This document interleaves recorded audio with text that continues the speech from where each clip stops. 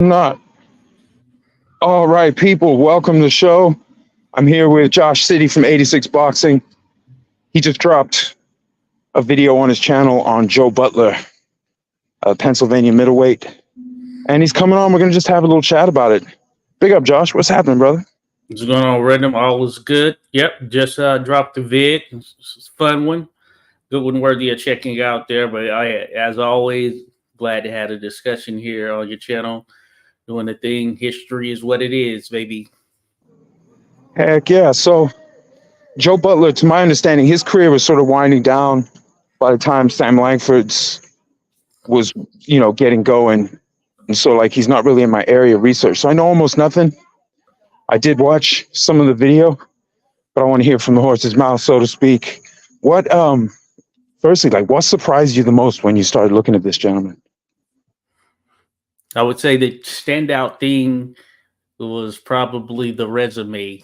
I knew of him and had seen him and his name pop up on a number of individuals' resume. And then, of course, you factor in the fact that this is a guy that generally operated at middleweight, but he would go on to fight at heavyweight. So he was no stranger to taking on bigger opponents. So those are probably the two things that stood out because of the fact that one of the nicknames that he gained was the king of the middleweights, but he also was competing with a lot of heavyweights during his career. So you can argue that maybe even the heavyweight division was one that probably saw him take on some of his best opponents there. So he was a very interesting individual, and just with such a simple common name, Joe Butler,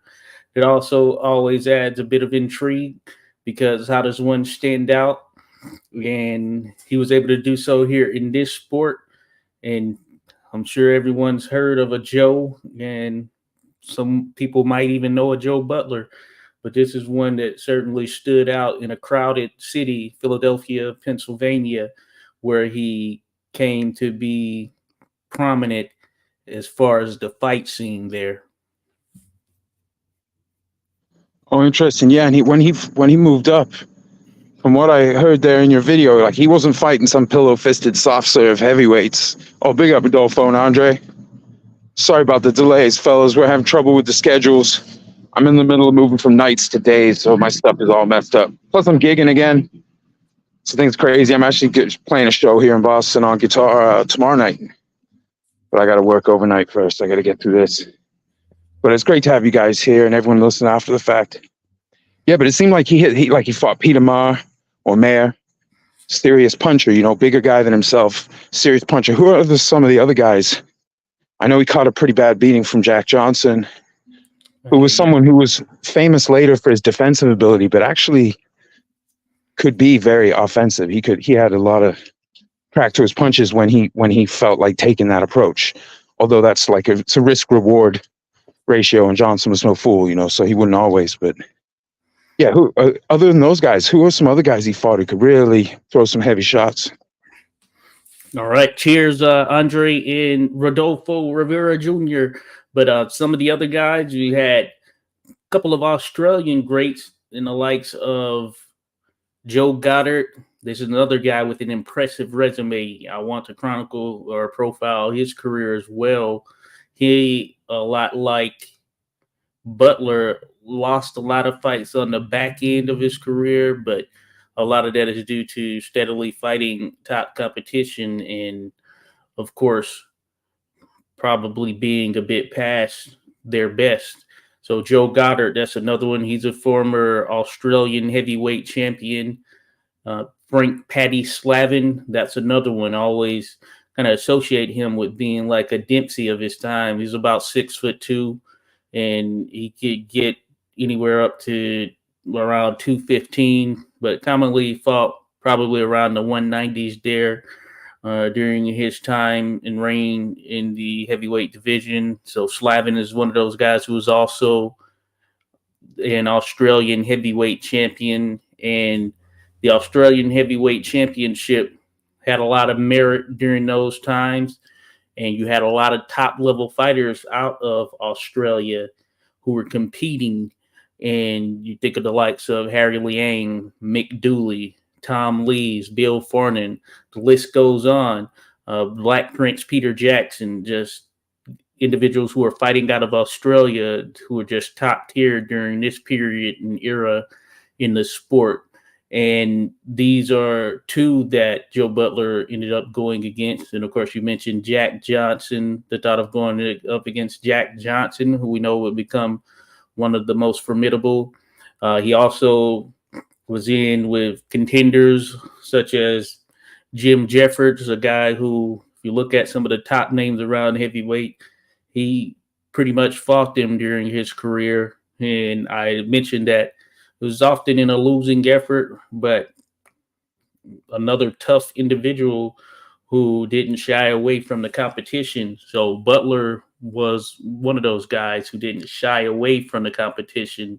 So those are some of the heavyweights. He fought C.C. Smith, who is the Black Thunderbolt. He was the first colored world heavyweight champion. So Joe Butler fought him. And C.C. Smith, he was someone who at one point was in line to fight John L. Sullivan, though it didn't happen. Sullivan didn't want to fight him because of the color line, but C.C. Smith Sullivan would have been a hell of a fight had it taken place. And there was a point in which both of them were 16-0, and it would have been two young, just charging heavyweights who had that trajectory to be massive on the scene going at it, but of course it didn't happen. So C.C. Smith, that's another one Butler was in with. He was also in with Bob Armstrong, for instance, at heavyweight. Bob Armstrong, about 6'3", 200 pounds, long, lean heavyweight. Didn't have a massive career as far as fight totals, but man, he really put in a lot of work with the amount of fights that he did have. If you look at his record at face value, it doesn't speak much. But that being said, once you dive into it, you get to understand how tough of a resume he had. And he was the world champion in his fourth fight. And this is a guy who spent a lot of time in the ring with Jim Jeffries, as far as being a sparring partner, things of that nature. Armstrong was in with the likes of Denver Ed Martin, you name it. So he was another name that was on the resume there. Also, absolutely. I should also mention, like, Bob Armstrong. He trained Jeffries. He was one of the trainers for, Jim Jeffries' comeback fight against Jack Johnson. But then he went within, I don't know, 5 or 6 months. He's training Sam Langford. Oh yeah, quite possibly the greatest pound for pound fighter of that whole rich era. So Armstrong could really box. He had a lot of science. He wasn't just a big guy getting by on his size. But from my understanding, he didn't take body shots as well as some other guys, and that might have held him back a little bit as far as prolonged success. But he was a serious dude. Yeah, he was definitely to be respected. Yeah. Similar to Denver Ed Martin there.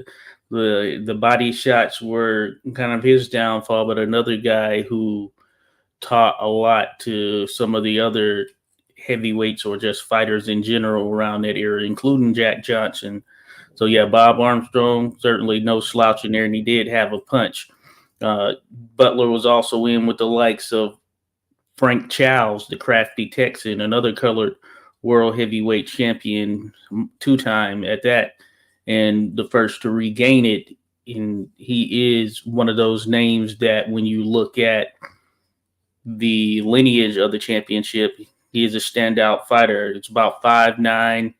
In the 180s could get a little bit higher, but that being said, he was crafty, as his name mentioned, one of those guys that would use his skill set to outmaneuver, outwit some of these bigger guys. But Joe Butler was in with him, just another heavyweight. And of course, he also fought Old Chocolate George Godfrey, who was the original George Godfrey there, because we know there was the Leaperville Shadow who came a bit later and took on that George Godfrey namesake in homage to the Old Chocolate George Godfrey.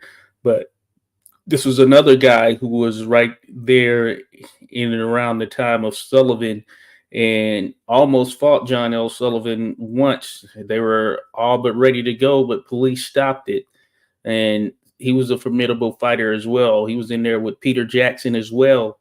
So George Godfrey, big time, came from Canada. He is his family member, a cousin, or somewhere down the line. There is George Budge Byers, and Godfrey taught Byers along with some others, Joe Walcott, those types of individuals, Barbados Joe, that is. So that just gives you kind of a view in terms of some of these heavyweights that Butler was in with. And It's as I incredible. mentioned, the king of the middleweights, but it's just different back in those days because you went where the fights were and the money was. So you didn't care if you were going to be giving up weight in a contest because at the end of the day, this was your profession and you didn't duck or dodge any challenge. Yeah, absolutely. And also, the purses, with some notable exceptions, the purses for like heavier fighters are just big. Even true today from an audience perspective. The most impressive, not skill, but the most awesome viewing is like the big guys who normal people can't necessarily envision beating outside of their drunken moments. So it's like middleweights going up to heavyweight at the time because they were allowed to. They didn't have to weigh in inside some weight bracket to fight in an open weight sense. And they can make some money that way. And sometimes even a top fighter, you could fight a lesser fighter from an upper weight class and it would offset it a little bit. So it makes the betting more competitive. Because from my understanding, a lot of the clubs and promoters, one thing they're looking at is, crowd size, obviously, also the betting action. Like everyone's trying to get theirs. Because, if the bookies balance their bets properly, they can make whatever 10% cut on what's going through on the action. So, I mean, there is money to be made, even especially with money going both ways if they do it right. I don't know if they had the exchanges yet at this time in history where they would balance their books. They pass off some action to another bookie, but certainly, this. So you put a bigger fighter in with a skill. You put a skill versus size comparison. I mean, that makes money. That's always true. So yeah, I see that with Sam Langford as well.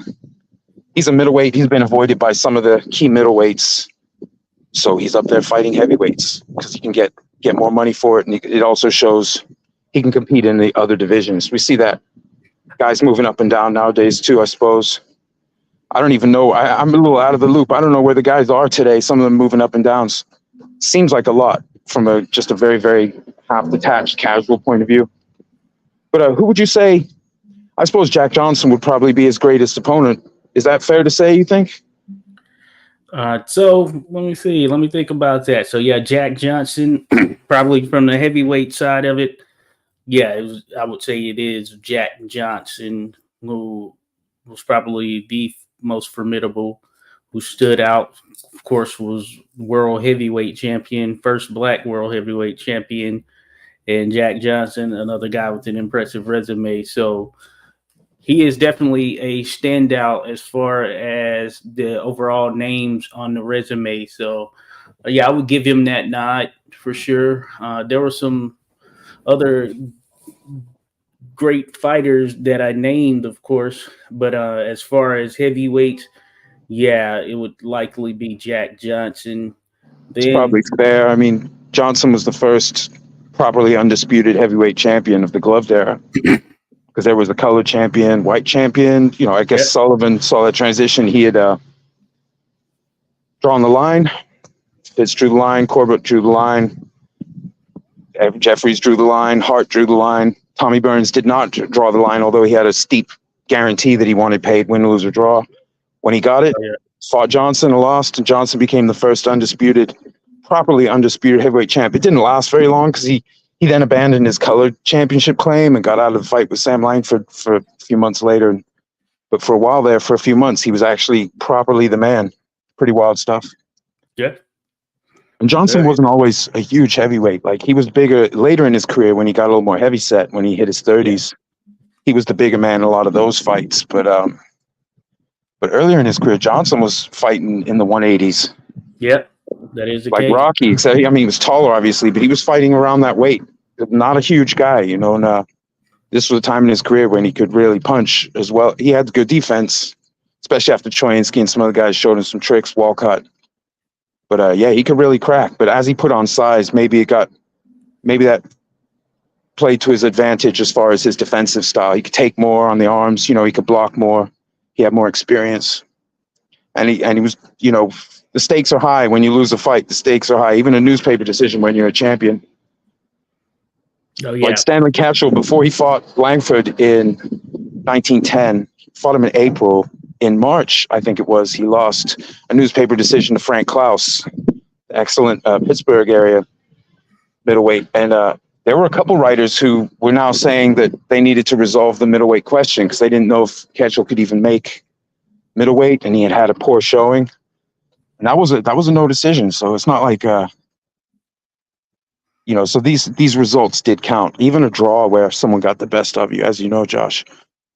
Just because something is ruled a draw, that doesn't mean that every writer is then going to just say, well, it's a draw and it was an even fight.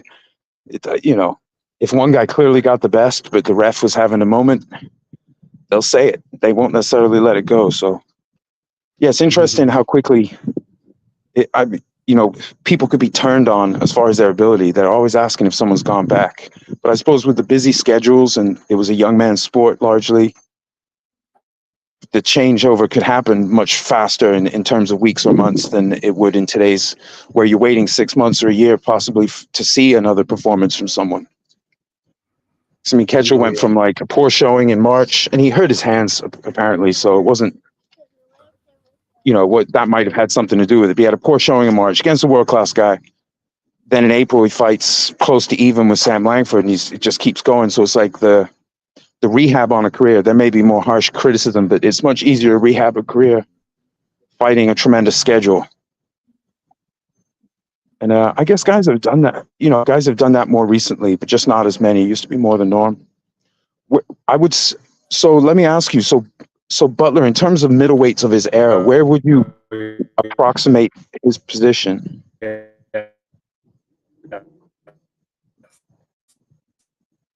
Oh, sorry, Josh. Did I talk over you?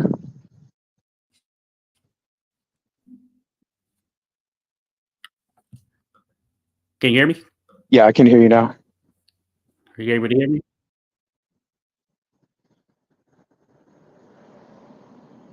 Oh, yeah, Joshua Woods makes a good point. The glove's not protecting the hands. I'm not sure if we're having a signal issue. Can you hear me okay, Josh?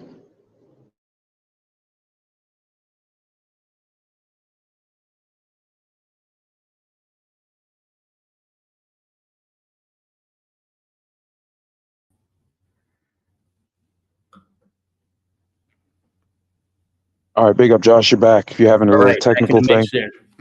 Yes. Nice. Yeah, so Joshua Woods, big up, Joshua. Made a good point saying about the gloves didn't protect the hands as well. That's certainly true. And I think also where we were talking about Armstrong and Martin, some other of the tall, lean heavyweights not taking good body shots, those smaller gloves definitely make a difference. In fact, there was criticism when Australian promoter Hugh McIntosh, this was the guy who had put together the big Johnson-Tommy Burns unification heavyweight fight. But a few years later, he'd opened a club in London, and he wanted to use 6-ounce gloves instead of 4-ounce gloves. And some people in the press were saying that the first few cards he put on, it wasn't as good because the padding meant there was less damage delivered from a punch. So certainly, I think if you're wearing 8s or 10s instead of 4s or whatever 6s, there's definitely a difference there, especially as glove technology has gotten better over the years. Oh, yeah. Yeah, most certainly. And, you know, that's what I say. Yeah, from a safety standpoint, yeah, a lot of things always change. But yeah, as you were asking there before I cut off there, random, but essentially, Joe, he would fit in the category as one of the top guys. He did win the colored middleweight championship. Now, he was one of the early on guys, so he was the third one to win it.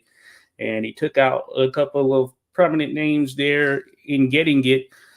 I would say that, yeah, if you look at it, he was one amongst a number of great middleweights or that were in and around that era or in or around the division during that time frame. Certainly not the best. He's noted to be the king of the middleweights. I wouldn't say that he's the king in the sense of the best middleweight that was out there. He was a formidable middleweight, and of course, a bigger guy in the middleweight division from a height perspective. Stood about 6'1.5", and that right there kind of factored in, and he was a solidly built individual. That being said, he often, came in around the middleweight limit against a lot of bigger guys that he was competing against. But he would be one of the top contenders there. You think about him in an era like we are in today, where it's a multi-belt era. Yeah, he would be one who would be competing for, may have ultimately won a world title in this multi-weight era. I think that against some of the other top middleweights, he'd be challenging, and he'd be a tough outing, and one that you'd have to take serious each night out. But it would be tough sledding for Butler, just as it would be for the opponent he's going up against. Now, he does have some pretty solid names that he took on that fit in those categories, the likes of Frank Craig, who was one of the best middleweights from that period. He also fought Philadelphia Jack O'Brien, lost to Philadelphia Jack O'Brien, and he's one he's one that we know is one of the best we've seen in the sport. And you could argue, even though he went up to light heavyweight, as far as middleweight's concerned, one of, if not the best during that period, probably behind the likes of, Tommy Ryan and guys like that. But I think that Butler would, be in there competing just with the very best of them. He was able to get a victory over Frank Craig. And I think it will largely depend on kind of what stage of his career as well. In the early portion of it, I think that version of Joe Butler, yes, he's one of those guys that would be super formidable in there with some of these top tier heavyweights. In the latter portion, maybe not as focused, not as dedicated. So therefore, he wouldn't provide that same spark that he had as a younger fighter. So I think those are the types of things that factor in. And it was noted of his popularity in Philadelphia. So he did have a name. He was out there, and he was a guy who would take last second or last minute competitions or fights as well. So I think he was about, going in, doing his business, and hey, getting paid. So, but he would definitely be one of the top contenders in the era, assuming he got a shot at the world middleweight title. And then, of course, in a multi-belt era, one of those guys who was very much capable of getting a title. Right. I suppose with Fitz, I know he drew the color line at heavyweight championship level. Maybe that was the case at middleweight. I don't think Tommy Ryan was eager to cross the color line. Like, he kept turning down challenges from Barbados Walcott. Oh, take it easy, Joshua. Catch you on the playback, gang. Big up, Haplo. But yeah, guys, one thing that always surprises me about this era is how quickly fights came together and sometimes fell apart. Like, Sam Langford took, when he fought Joe Gans, which would have been a title shot, although it was a catch weight, so it was a 138 ringside instead of 133, which would have normally been like ringside or the afternoon off, depending. He took that came together like a week before the fight. Well, that's when it hit the newspapers. And he had only had a fight a little while earlier. He's a few days off a fight, and then he gets booked against the great fighter of that age. Yeah. And he has like a week. And that was something that came up afterwards where they said, well, I didn't have time to train down. Guys did train down then. I saw an article yesterday. I was reading back one that I already had collected my notes on one of Langford's fights with Jack Blackburn, and which was supposed to be Blackburn and Larry Temple. And they were saying Blackburn and Temple were booked at 150 pounds, but Temple would train down from 165. That was his walk-around weight. So, these guys are sucking out, with diet and sweat, these guys were sucking out. Now the science has improved on weight cutting, but it's not a new thing for guys to come down or even to pull an opponent down to weaken them. Oh yeah. That would be some of the debates about whether fighters wanted to weigh in ringside or weigh in, 3 p.m. the night of the fight.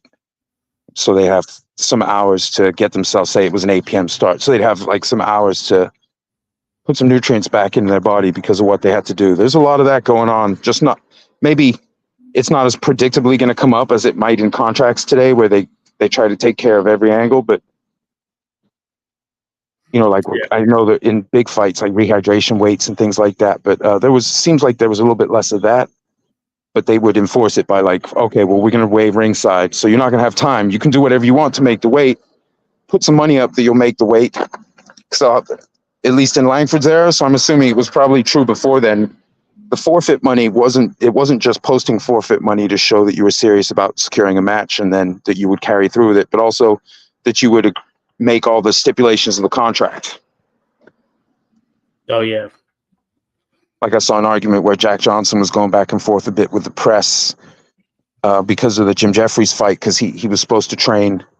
I think he was contracted to come into town 2 months before. It was either 2 months or 40 or 60 days before the fight, July 4th, 1910 fight.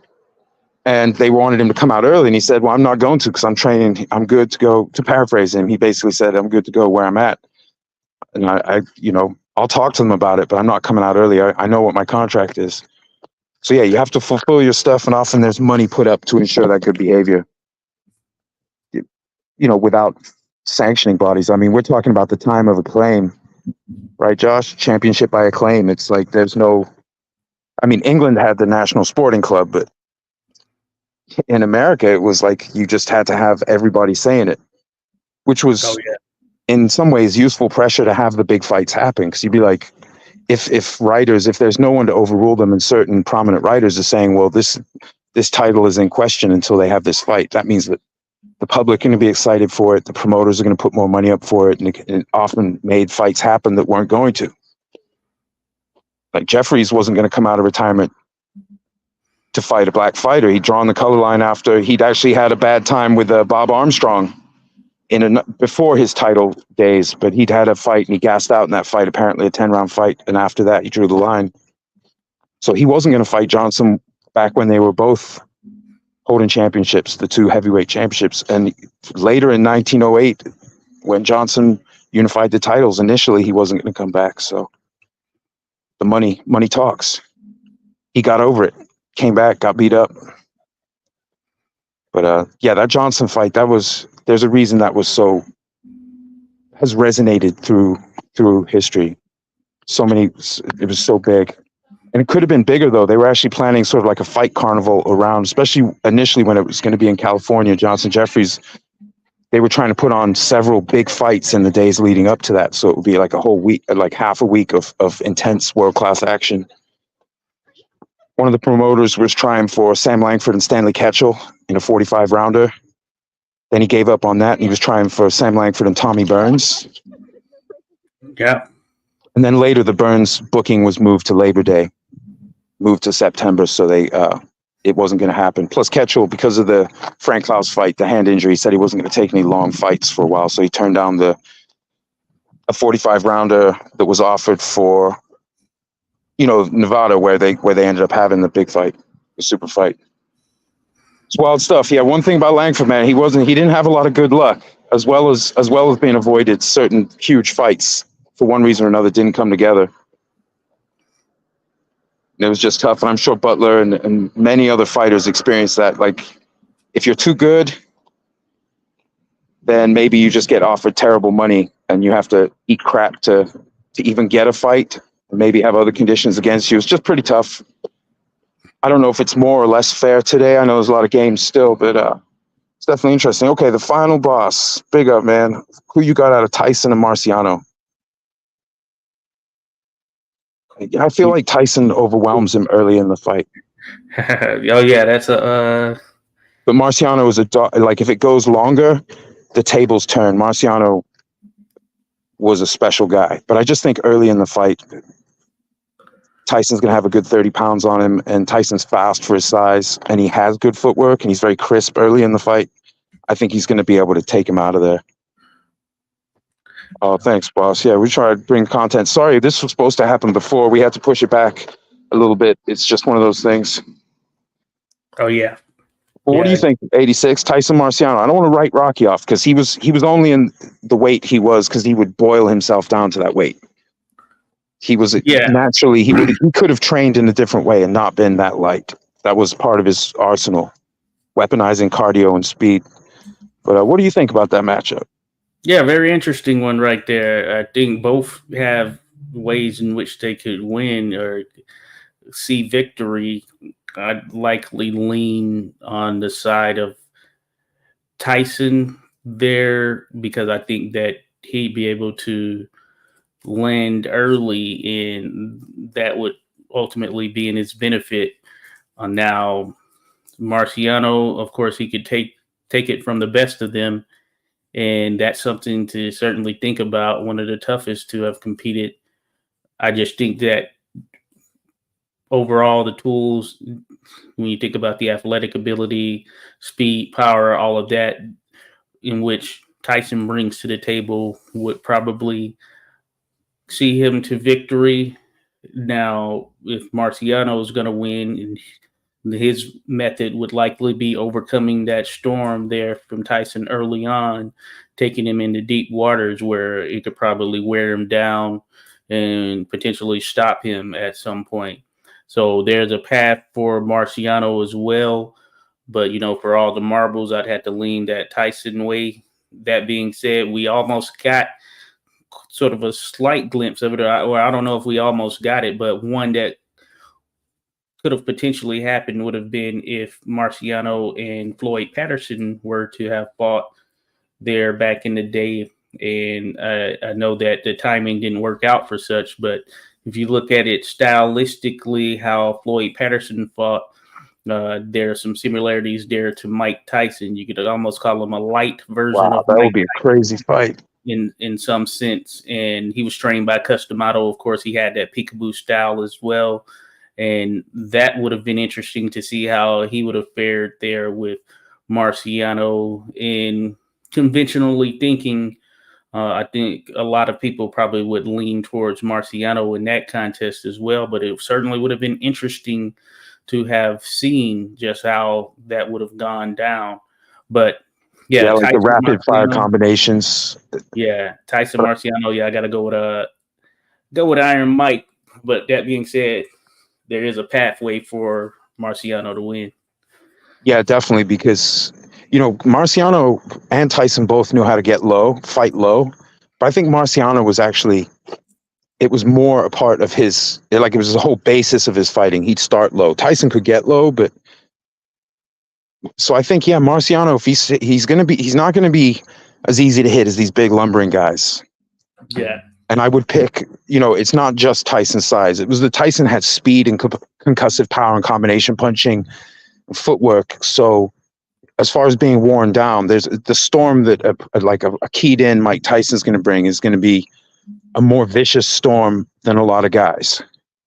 And Tyson wasn't small. He was thick set. He had a neck like my legs, probably thicker than my legs, but he could take shots when he was at his best. Now, if you take Marciano and Tyson when they were both past it a little bit, like the last fight of Marciano's career, when he was already having some back problems and stuff, and then you take Tyson in his comeback, I might lean toward Marciano. Because that's when Tyson didn't have, his jab wasn't as crisp, his footwork wasn't the same, his upper body movement, his reaction to getting hit, his reactions to his opponent's movements.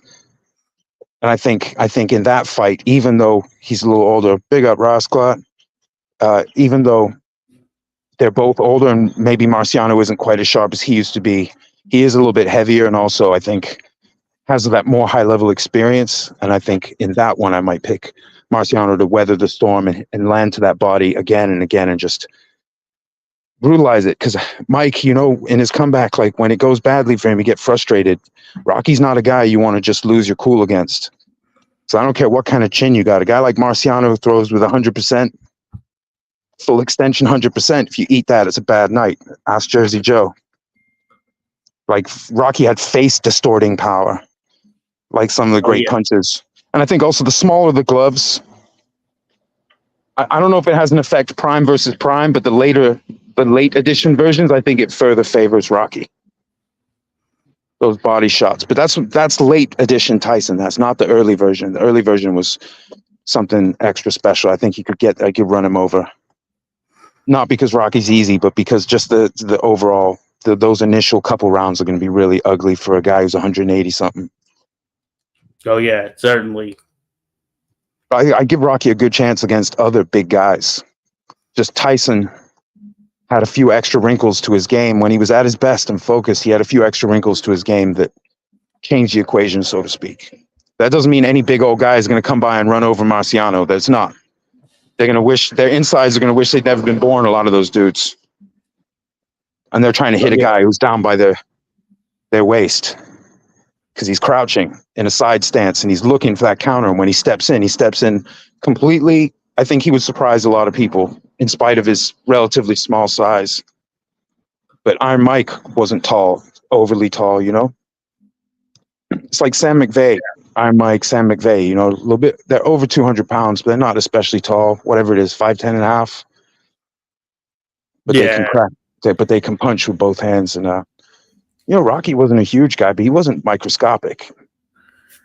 With a different training regimen, he probably would have been 195 instead of the upper 180s. Easily. He was a fanatic. Rocky wasn't right in the head, you know? I mean, he was driven. He was unreasonably driven, and he got success. I think he boxed for 8 years with everything he had, and then he left. So, yeah, you know, because we have our debates and our resume comparisons and things, but ignoring resume and just talking about, like, the ferocious drive of a competitor, Rocky, I mean, he was scary.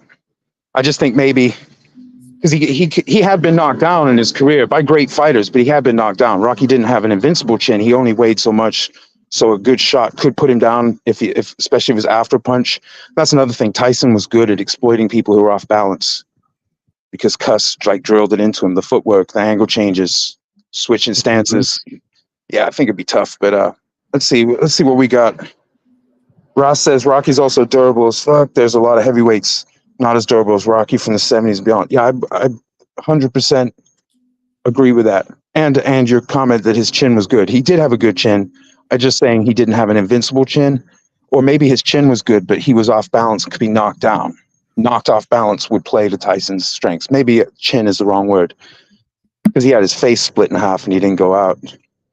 So when his nose was in tatters. So yeah, I think that's fair to say. That's a good point, Ross. Let's see. The final boss says another one interested in Langford and Jeffries. Sam said Jeff was the best. We'd be able to stand up to Langford's speed and power, although Jeff was huge and durable. Yeah, well, I think when Jeffries retired in what was it? I think it was July 1905. He officially retired. Okay. Langford issued a heavyweight challenge, and barring only Jeffries. And I think at that point, Langford was still claiming he could cut down to 142 pounds for welterweight bouts. The size difference is going to be too much. Jeffries was a crouching fighter. He was just a big bull, and like physically, not separate from technique, but he had a certain crouch, and it would be very hard for a smaller person to do much. You just kind of get bullied around. So maybe only a finish fight if you could just dance for 40 rounds and then go in. I don't know, but the later version of Langford, I would pick against Jeffries. He just had so much better science and experience. And once he put on a little bit more weight, once he was up in, like, say, the upper 160s or the mid 160s in shape, like fight shape, it's going to be tough because that extra 10 pounds on a guy like Langford, who was already a puncher when he was fighting down in the 130s. He had some terrific swings, but as he put on those couple dozen pounds, yeah, it would be different, I think. But I could be wrong. I mean, if I had to pick a version of Langford to fight the best Jeffries, I would pick like 1912 Langford. He's like 170, 175, knocks out Sam McVeigh. You know, maybe that was the best version of Langford. But a motivated Langford could do horrific things at many different points in his career. Like Gumbo Smith beat him in 1913 and was kind of bragging on the points win. His supporters were, you know, going after Langford. Langford made a point. They rematched in Boston in 1914, and he absolutely wrecked him. Like, gave him the full treatment, which Langford was something he was reluctant to display the full treatment because, one, he didn't want opponents getting a line on him, on his ability, but also, which some writers in the press would say, he wouldn't, like, his training style and his fight style weren't the same. But he didn't want to give anything away. But also, yeah, I think, I don't know. What do you think, Josh? What do you see in that fight? Because there is a size difference, regardless of when you pick Langford, which part of Langford's career. Jeff was a big boy, 215 in shape. Yeah, that makes it. You know, that's actually a pretty tough one right there. Yeah, just thinking about what both brought to the table. Yeah, I think that durability, of course, the size factor with Jeffries and his ability to hang on late in fights and all of that good stuff. And shout out to all those out there. Shout out Rasclot in the building there. So appreciate your Rasclot and the final boss. Shout out to you as well. But yeah, that's a tough one from an overall standpoint. If you look at it from a pound for pound perspective, of course, Langford is going to stand out. But if we're talking, just competing at heavyweight, Langford was in there with some dogs.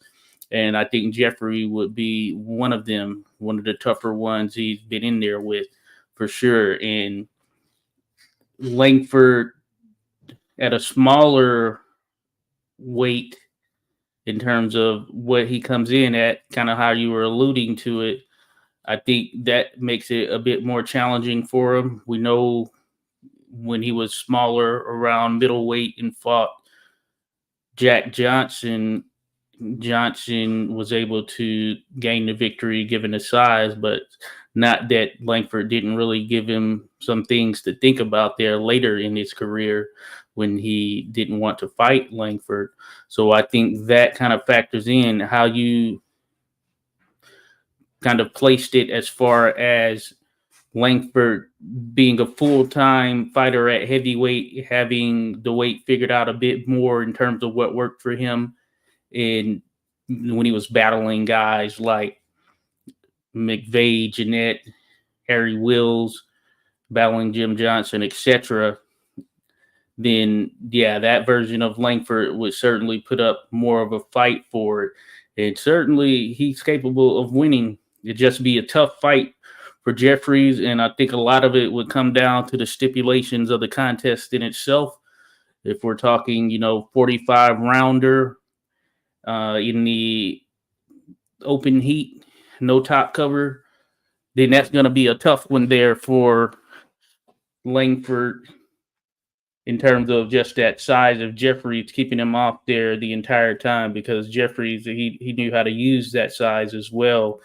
And we saw when he... Yeah, and he was supremely athletic and explosive for his size. So he wasn't just like a big crouching fighter, but he could really go when he trod on the gas. Yeah, and we saw when he went against the likes of Fitzsimmons and Corbett, he knocked those guys out. And we know Fitzsimmons is one of the bigger punchers there that we've seen in the sport, period. And I think that as the fight wore on, kind of that's when things got better for Jeffries as far as him being able to eventually take out fighters as they were wearing, became a bit more leery due to fatigue, etc. So I think, the length of the fight kind of factors in there as far as who comes out victorious. Wasn't it, Josh, wasn't it Tommy Ryan who taught a lot of what, taught Jeffries to a large degree?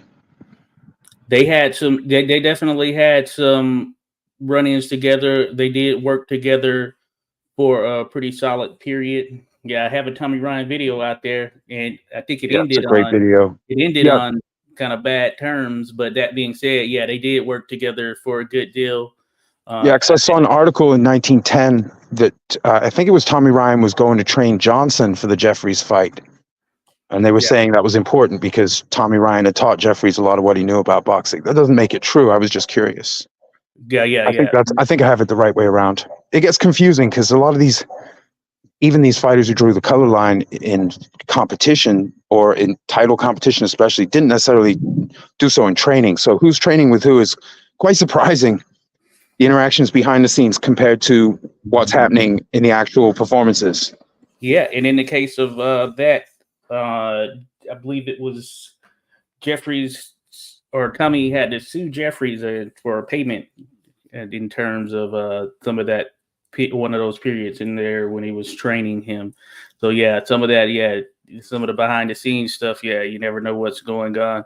And Tommy, he did. I want to clarify, he did give Frank Craig a shot at the world middleweight title, who was a black fighter. I know he fought more than one, of course, but Frank Craig is someone he did give a shot at the title, and that was something that I know we were discussing it. Now, shout out to Dan. I know he mentioned this. He mentioned this, and it did spark that memory. Yeah, that was for a title fight there when he beat Frank Craig, and he also now. There is the question of course, we had like George Budge Byers. That would have been a great fight there for Tommy Ryan. That didn't happen.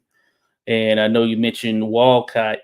So Yeah, I saw the credit to him if he gave Craig a shot. That's awesome. But yeah, I saw with Walcott, the press were making fun of him because he would say, "I'll fight any man," and then Walcott will win another fight and challenge him, and then he draws the color line. And they basically, some of the press, not all of the press cared to even bring that stuff up, but some of the press were pretty biting as far as critique. They did that to George Gardner, the former light heavyweight champion, because he basically had fought across racial lines, and then he drew the line on Langford when I think it was the Lincoln, it was one of the athletic clubs in Chelsea, Massachusetts, just north of Boston, offered them, we're trying to match them, and then he drew the color line, but he didn't have a problem in general. It was that one guy. It's interesting. But credit to Tommy Ryan if he did in fact give the title shot. But yeah, there were definitely times when the color line for a tough opponent, it was like a wonderful excuse.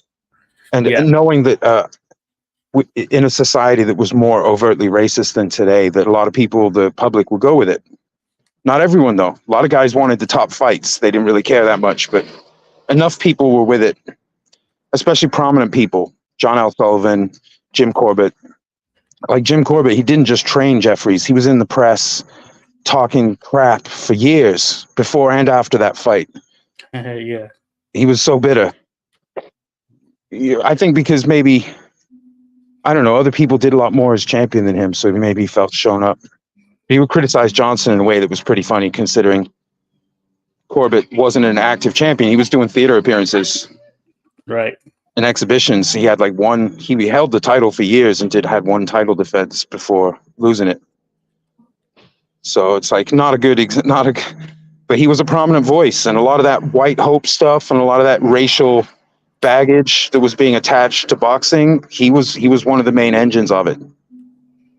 Unfortunately, not a gentleman. A rich guy, not a gentleman. Because there were plenty of people who would fiercely advocate. They wanted sport. They wanted the best fighters to fight each other and let the chips fall where they may. And this includes some writers who were overtly racist.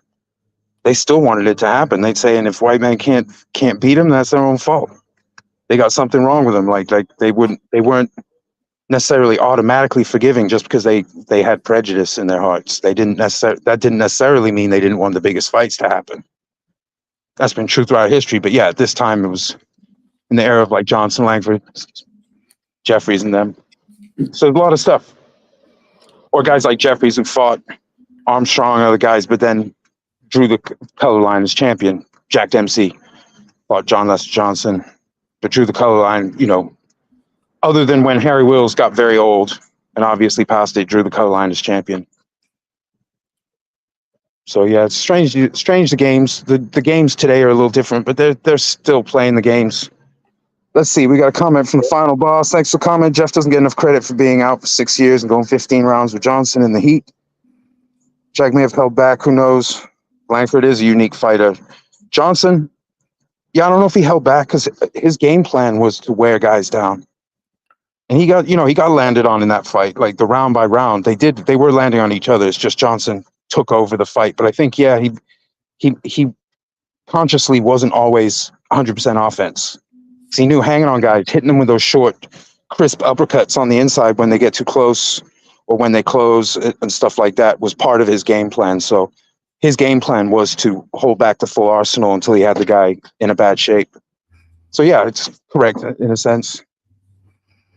Yeah, and Jeff coming back, you know, he did come back. So even though he had drawn the color line on Johnson himself, you know, he came back all those years later, but he also got an enormous pile of money for that. That was like a big fight. That was the big fight of that era, really. I mean, I know the purses in other fights are really big. I think it was the Goldfield fight with Gans and Nelson. They got a ton of money, but the promoters did that at a loss because they're trying to get people, you know, come out to town. So it's as far as a money generator, this fight was wild. The Johnson Jeffries fight, I should say. Yeah, but I think it's about time for me to bust out to work, Josh. Oh yeah. It's been good. Let's talk again. I'm off tomorrow. If you want to do a short thing, I got a gig at night though, but I'm down for the evening if you want to do another short thing. Yeah, I'll definitely let you know. We'll see how it works out timing wise. I may or may not be able to do. That's cool. You let me know, but sure. Either way, sometime soon. Let's do another thing. It's always great to talk to you, man, and really appreciate the videos on these historical figures. And this time, Joe Butler of Pennsylvania. He's from Eastern PA, right? Yep, Paoli, Pennsylvania. Oh, word. One of the notable people hailing from that small town of about 5,000. Well, wow, that's interesting. Okay, well, it's been fantastic. Thanks, everyone, for tuning in.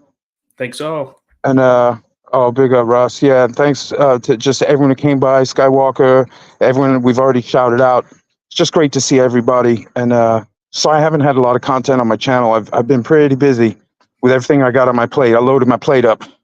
But I'll have some more stuff coming out as well, some more Langford things. I had to go in and research some records, which is really bizarrely time-consuming for obscure fighters or fighters who have a last name that overlaps with a lot of other people's last names in the paper. It gets pretty weird. Oh, yeah. But I have some stuff coming. I hope everyone has just a great day. Thanks again, 86. We'll talk soon, brother. All right. Sounds good. Have a good one. All right. Peace. Peace.